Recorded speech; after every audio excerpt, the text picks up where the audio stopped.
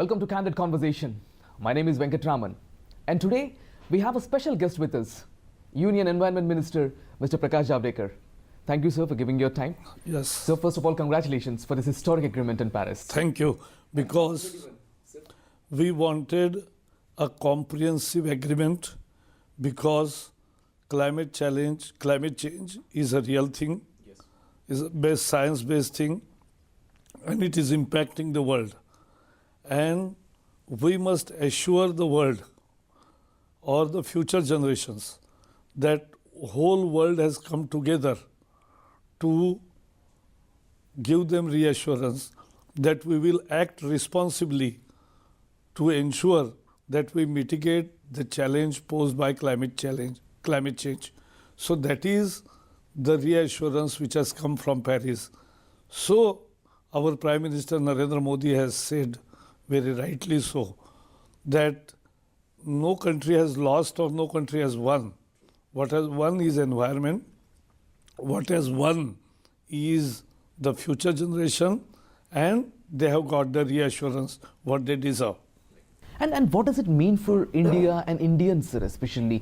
What exactly are Indians learning from this historic agreement? See, we achieved all our goals which we had set and which we had discussed with you when you interviewed me before I left for Paris.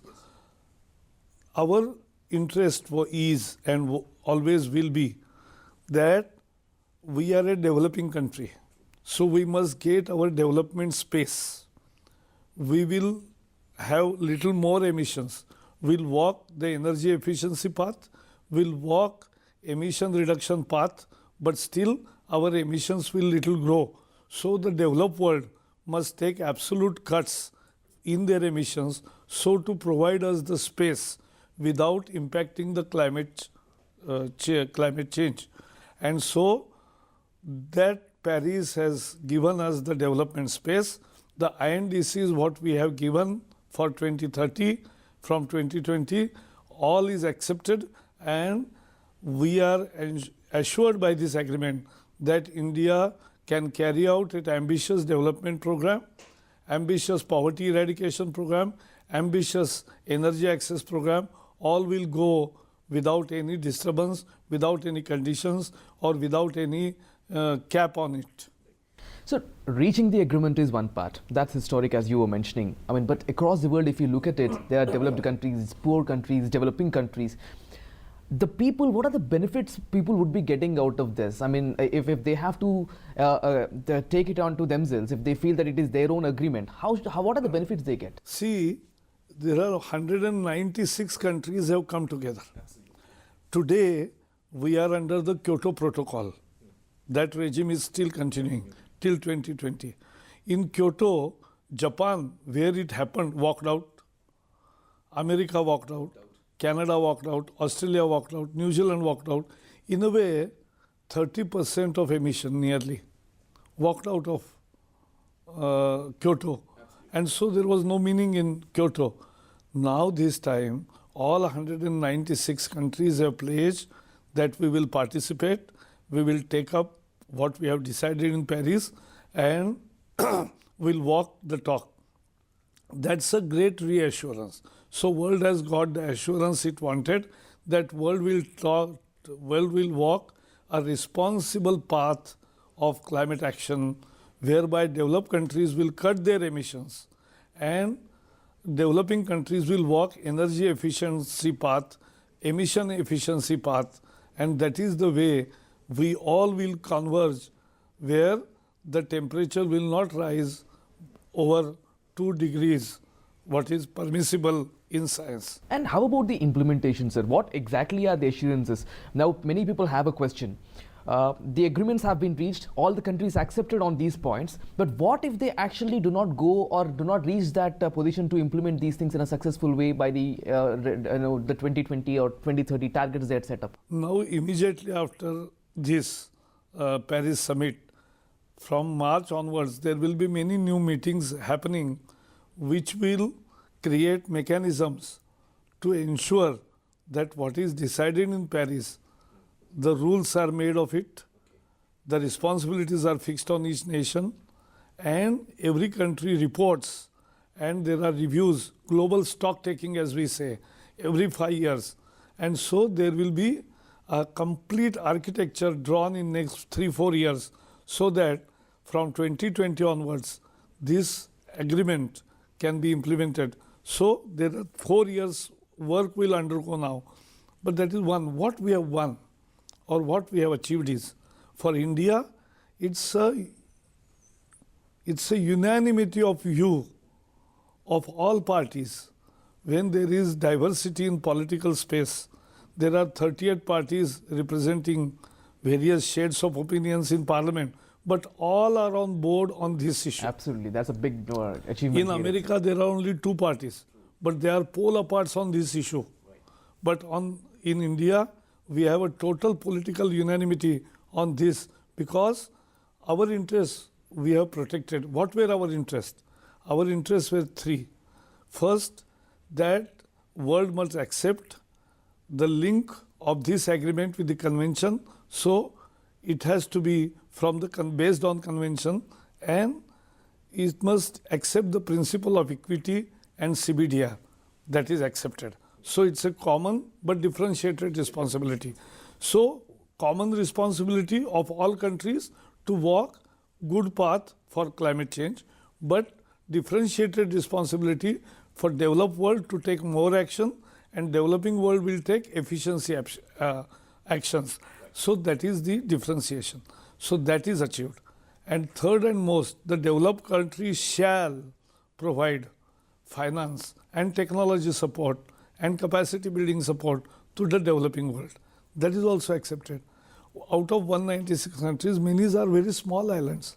I always went with them and I told them that we are also many small islands. India has more than 60 islands where people are staying.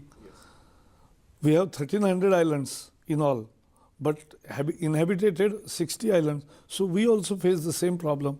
So we have coastal 5,500 kilometers of coastal line.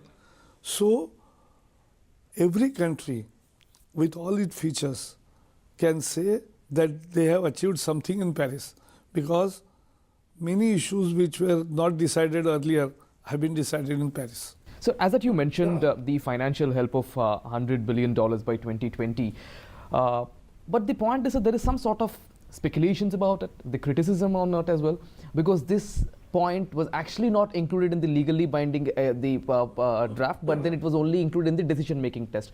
So basically there are doubts that if it is not legally bound, will that happen? Also, after 2020, this will be once again reviewed after 2025. For 5 years, there is no space. That's what people have. No, but that is not a correct interpretation. $100 billion per year up to 2020, scaling up, is one part of it. After that, they have to scale upward, But it will not happen after backward. from 2025. No. 2025 will be review of how much upward scale can be happen.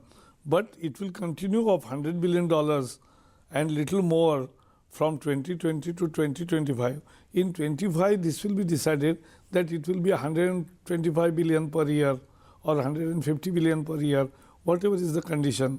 So that scaling up will be decided, quantum will be decided in 25, but scaling up will start from 2020. But it is not legally bound, sir. No, I think it is, decision is all agreement, part of agreement. Agreement has 2 parts. One is agreement proper, one is decision. Though in the perfect legal sense, it is not legally binding, but it has been a commitment of all, in presence of all. And so everybody has to follow. I hope that without finance, and I'll tell you, we call spade a spade. So when OECD countries gave a report that $62 billion they have mobilized for climate finance, we x-rayed it and analyzed it and put forward before the world that $62 billion is not a correct figure. There are many double accounting exercises. Other development assistance, international assistance has been converted into climate finance, which is not correct. And therefore, we brought out a booklet which became so popular there in Paris that after 2-3 days, this OECD $62 billion figure disappeared, and it was not in the discussion at all. Nobody was justifying. Right.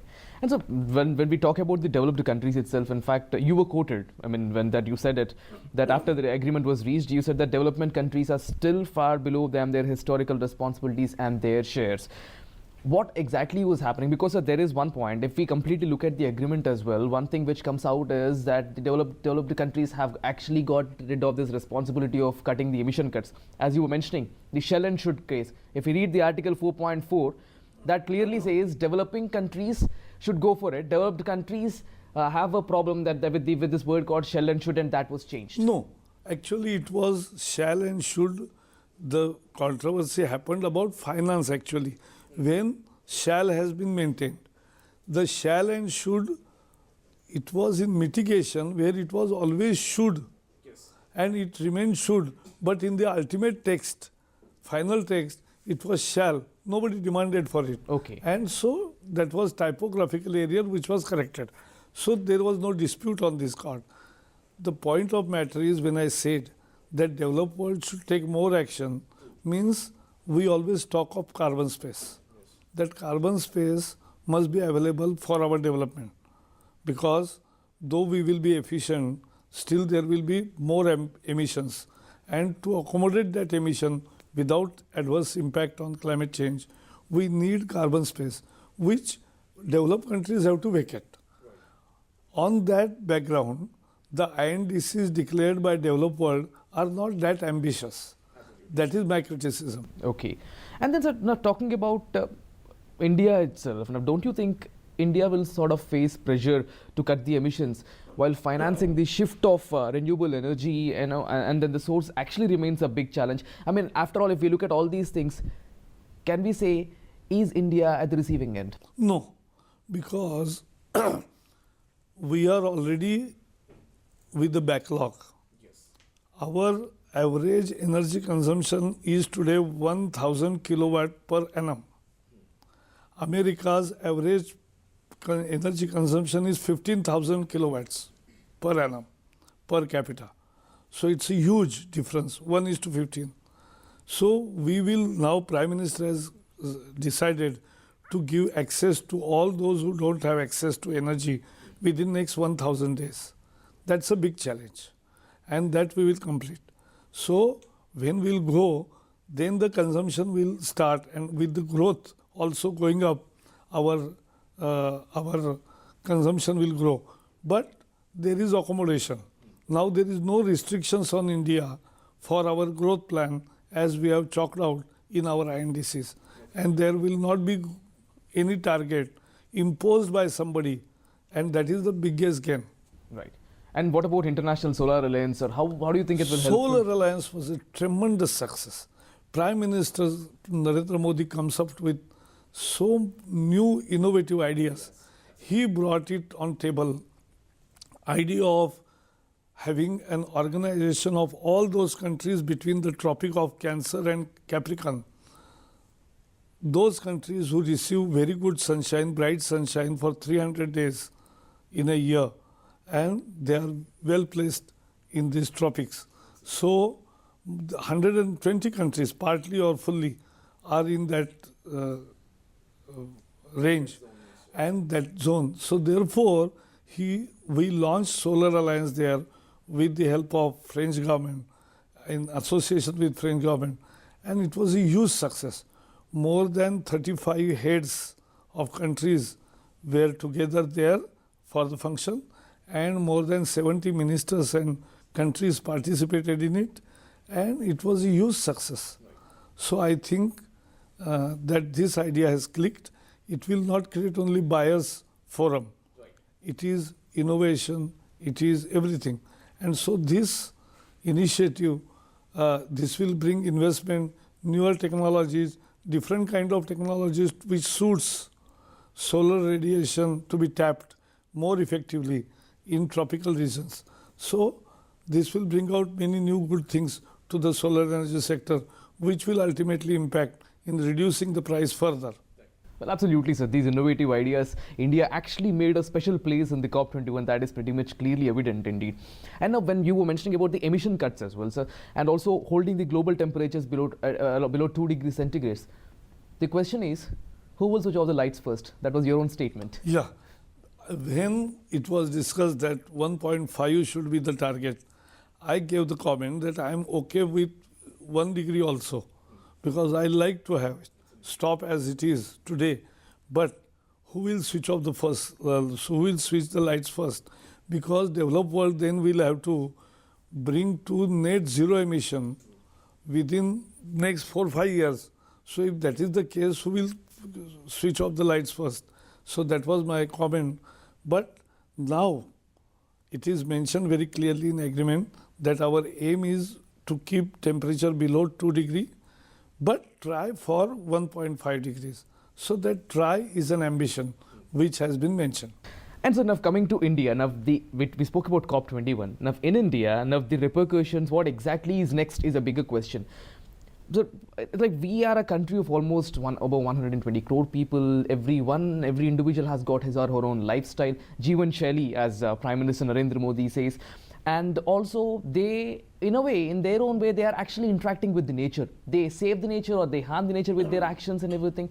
And it is not one responsibility of the government as a minister, yourself, or a government or any organization to save the nature and then implement all these targets and everything to reach the desired targets. It's everyone's responsibility. So it requires a mass movement. There's not just one person who can do it. Such a bigger nation with varied cultures and traditions. It's a Herculean task, sir, to be really very frank. How are you planning to achieve this? Yes, your question is absolutely valid, and because lifestyle is the real answer.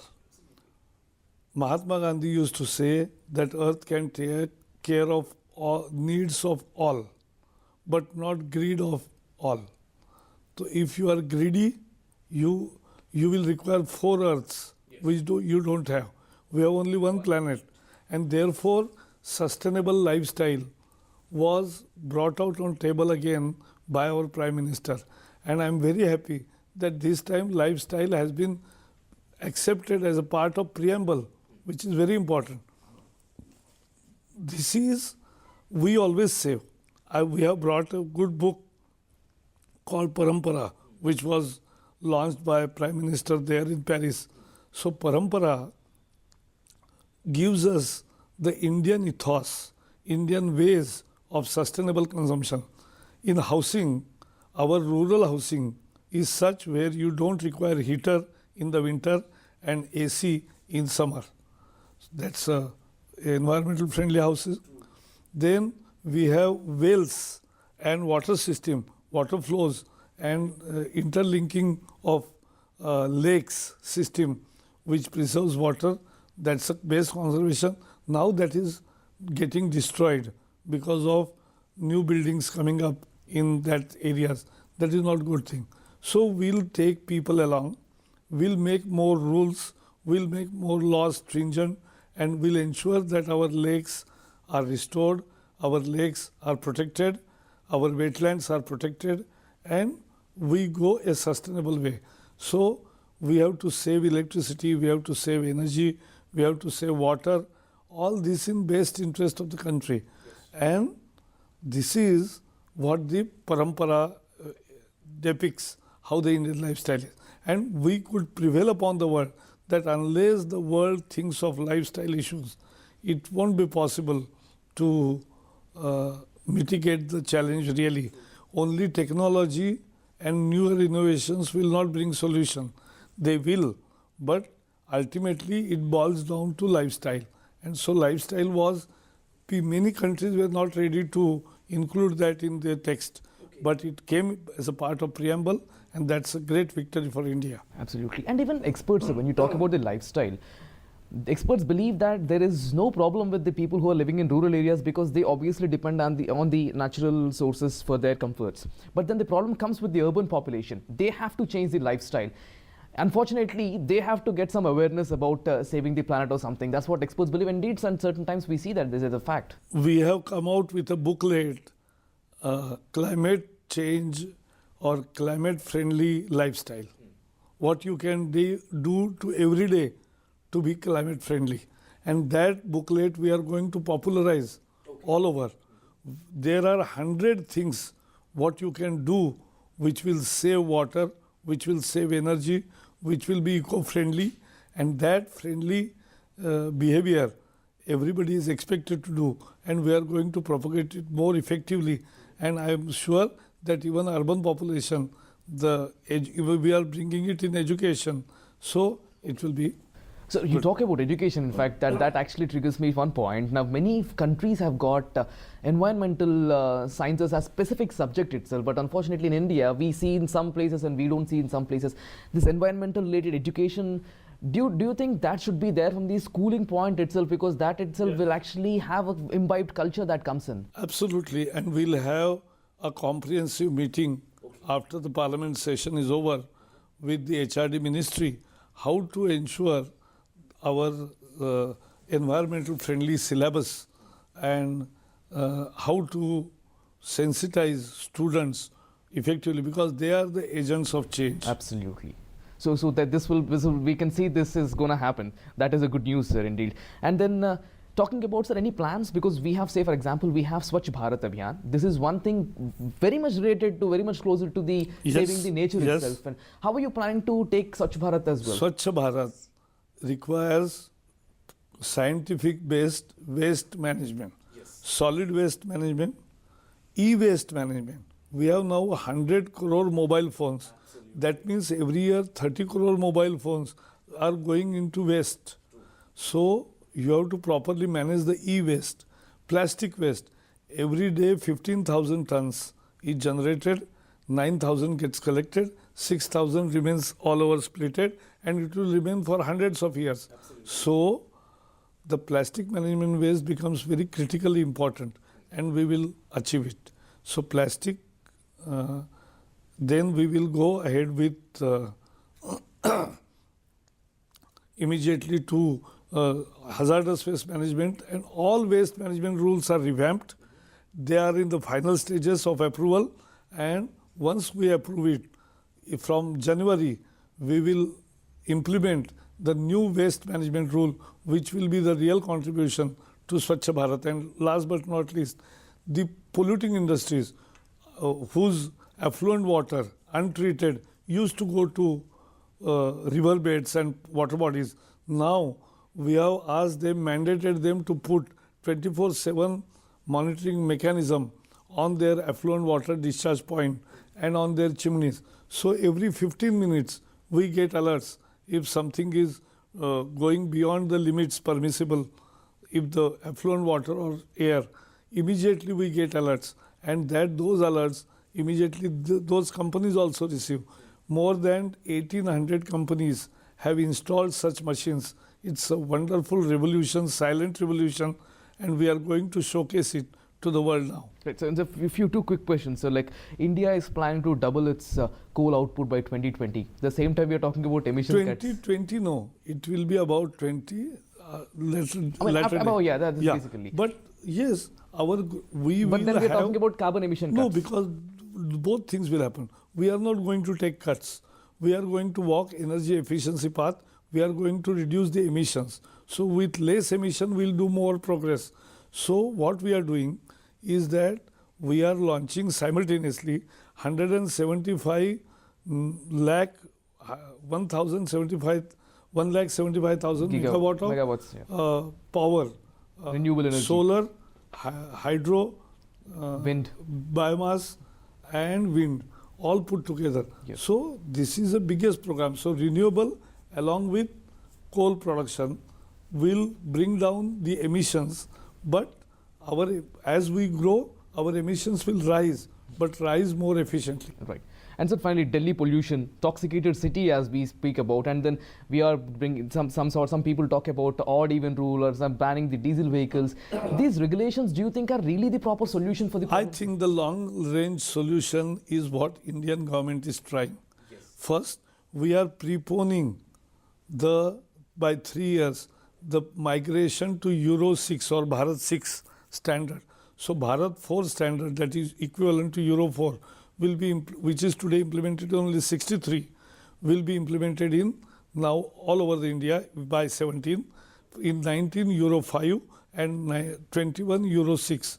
So vehicles will be compliant to that standard, and this will be also compliant to fuel.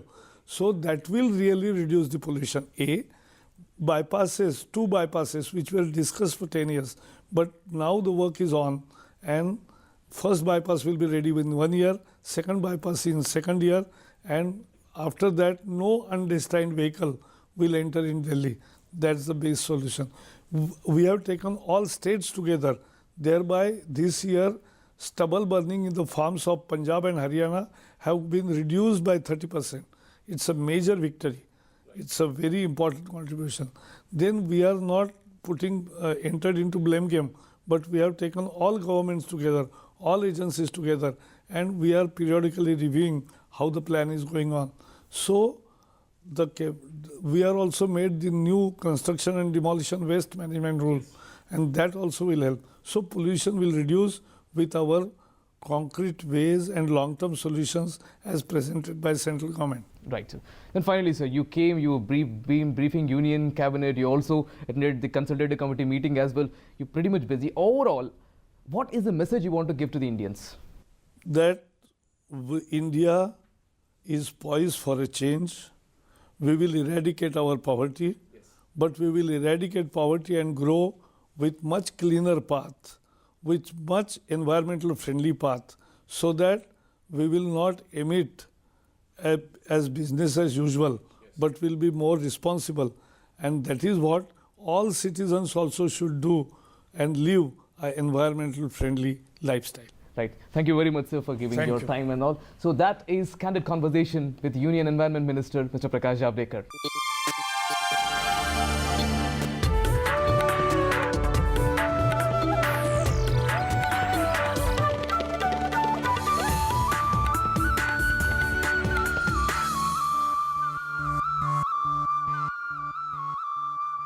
दाम पर जमीन लेते हो, सरकार के बैंकों से आप कर्जा लेते हो बहुत न्यूनतम ब्याज से, तो फिर ये हक बनता है पब्लिक का कि इसका दुरुपयोग हुआ कि नहीं।